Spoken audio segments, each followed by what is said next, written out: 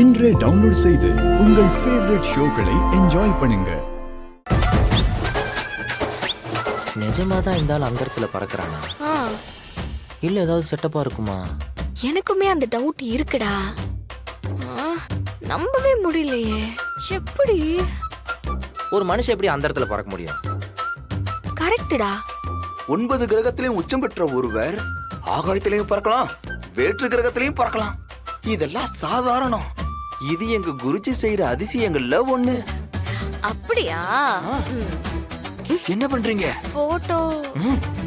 Photo video எல்லாம் எடுக்க கூடாது. எங்க குருஜிக்கு அது பிடிக்காது.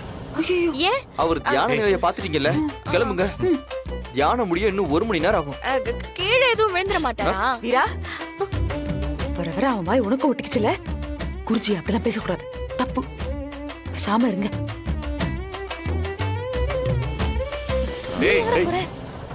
இல்ல அது எப்படி உட்கார்ந்திருக்கான்னு ஒரு தடவை சும்மா அப்படிலாம் பண்ணக்கூடாது. குருஜிக்கு கோவம் வந்துரும்.